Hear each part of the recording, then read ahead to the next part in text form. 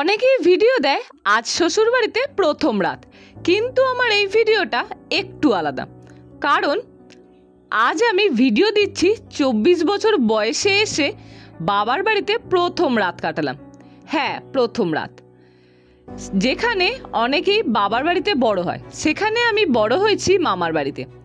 বাবার বাড়ি ছিল, কিন্তু ছিল না থাকার জায়গা। আর আজ এতগুলো বছর পর এসে এই বাড়িতে নিজের ঘরে নিজের মতন করে একটা রাত কাটানোর সুযোগ পেয়েছি। এটা কেউ বুঝবে না, আর কেউ কেউ শুধু দেখবে। কিন্তু আমি জানি এই একটা রাত আমার জীবনের সবচেয়ে গুরুত্বপূর্ণ রাত। এই বাড়িটা আমি তৈরি করিনি, এটা আমার দাদা তৈরি করেছে। আর এই বাড়িটা সরকারি বাড়ি, কিন্তু আমি বলি বাবার বাড়ি, কারণ এটা আমার বাবার বাড়ি। প্লাস্টার হয়নি, রং হয়নি, আধুনিকতা হয়তো নেই, কিন্তু এই দেয়ালের ফাটালে আমার হাজারটা স্বপ্ন আটকে আছে। আমি জানি এই ঘরটা যেমনই হোক আমার জীবনের সবচেয়ে আপন জায়গা। আজকে গৃহপ্রবেশ। বাইরে থেকে সবাই হয়তো শুধু একটা ঘর দেখছে, কিন্তু আমি দেখছি ছোটবেলার অপূর্ণ একটা স্বপ্ন আজ একটু একটু করে পূরণ হচ্ছে। অনেকেই ভাবে আমি কত ইনকাম করি, কত কিছু পাচ্ছি, কিন্তু সত্যি হলো আমার ইনকাম মাসে 1000 টাকা হয় কি না সেটাও ঠিক নেই। মাঝে মাঝে মেহেন্দি দিয়ে যা পাই, আসলে এই ভিডিও, এই ঘর, এই আমি সব কিছুই ধীরে ধীরে তৈরি হচ্ছে। নিজেকে বোঝানোর একটাই চেষ্টা যে আমি পারবো, আমি নিজের জায়গা করে নেব। প্লাস্টার না হোক, ভালোবাসা আছে। দুধ উতলানো মানে তো শুধু রান্নার শুরু না, এটা আসলে নতুন জীবনের শুরু। আগুন জ্বলে উঠেছে, দুধ ফুটছে, সেই সাথে ফুটছে একটা স্বপ্ন। ছোটবেলা থেকে শুনে এসেছি দুধ উতলে পড়লে শুভ হয়। আজ মনে হচ্ছে এই ফুটন্ত দুধের সঙ্গে আমার সব পুরনো কষ্টগুলোও যেন গলে গলে পড়ে যাচ্ছে। পুজো শুরু হলো, ধূপ দীপ মন্ত্র।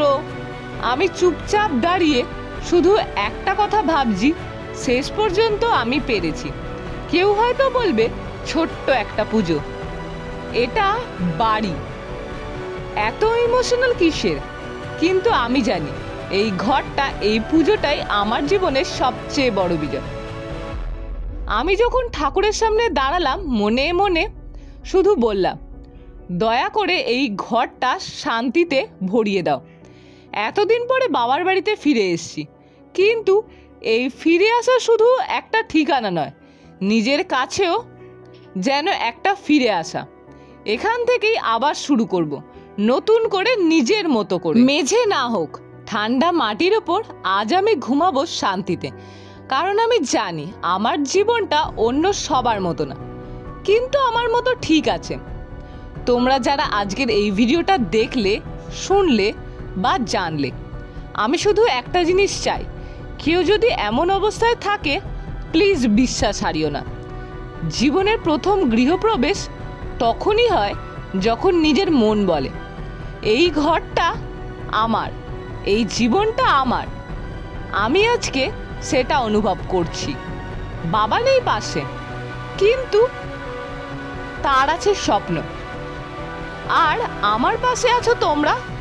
ধন্যবাদ এই যাত্রায় আমার সঙ্গে থাকার জন্য। একদিন হয়তো আমিও একটা ঘর তৈরি করব, কিন্তু আজকের এই রাতে বাবার বাড়ি একটা ছোট্ট ঘরে আমি দুনিয়ার সবচেয়ে ধনী মানুষ ভালোবাসা দিয়ে। এই ভিডিওটা শুধু গৃহপ্রবেশের নয়, এটা একটা সাহসের গল্প। এটা কোনো গল্প নয়, এটা আমার বাস্তব জীবনে যেটা হচ্ছে আমি সেটাই তোমাদের সামনে তুলে ধরছি। আর ভিডিওটা কোন অংশটা তোমাদের ভালো লাগলো অবশ্যই কমেন্ট করে জানিও, আর একটা করে লাইক করে যেও, তাহলে আমাদের এই ভিডিওগুলো করতে আরও ভালো লাগে। পুরো ভিডিওটা দেখার জন্য তোমাদের অনেক অনেক অনেক ভালোবাসা।